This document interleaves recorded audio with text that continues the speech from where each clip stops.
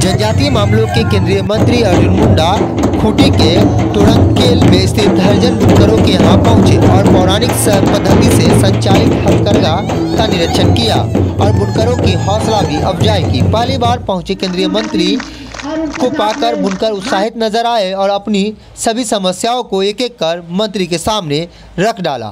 केंद्रीय मंत्री अर्जुन मुंडा टोरंगकेल स्थित बुनकरों के कारीगर का स्थल निरीक्षण करते हुए बुनकरों की समस्या को भी बारीकी से सुना और बुनकरों द्वारा निर्मित कॉटन और वुलन शॉल, चादर, सोफा कवर और समेत अन्य निर्माण का भी गुणगान किया।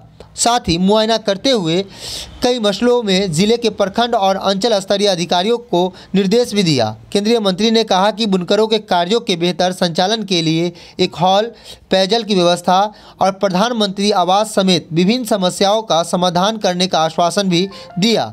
बुनकरों को आवश्यक कच्चे माल की उपलब्धता को लेकर भी केंद्रीय मंत्री बुनकरों से जानकारी ली और मार्केटिंग की व्यवस्था का भी जायजा लिया और कहा कि बुनकरों को पौराणिक पद्धति से कार्य करने की ज़रूरत है और इसे बरकरार रखते हुए आधुनिक तकनीक को भी धीरे धीरे इस माध्यम से भी प्रशिक्षित करने की दिशा और निर्देश जारी किया।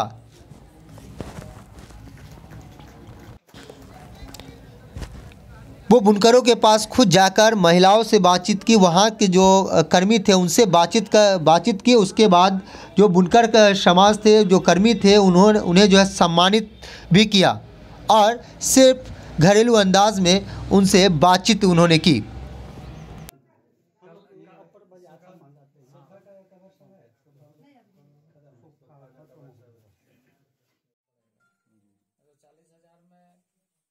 का सूता आता है तो कितना बिक्री कितना होता है, मार्केट रेट कितना आता है? सर एक जैसा तो नहीं होता है, कभी कभी तो 50 भी फूट जाता है, कभी कभी तो 20, कभी 30। प्रॉफिट कितना होता है? प्रॉफिट इसमें हम लोग का 10% है सर।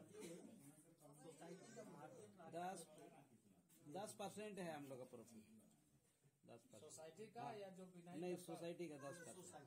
जो बिनाई करता है उसका तो अभी शॉल बनाते हैं, उसका 250 मिलता है, 200 मिला। हाँ, 100। उसमें लागत कितना होता है? उसमें तो सर लागत तो होगा वही 450 जैसा। जैसे एक आदमी एक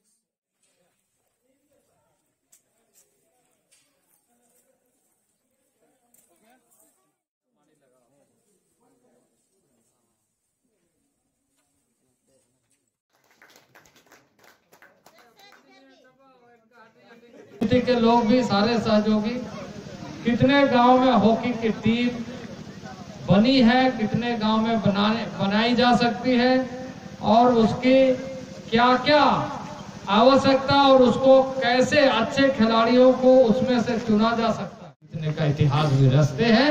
ये इतिहास मुंडाओं का है, मुंडा क्षेत्र का है और मुंडा परंपरा का है कि हम हमेशा अपने वजूद के लिए हमेशा सतर्क, सजग और संघर्ष किए हैं और वो संघर्ष खेल के मैदान में भी जारी है।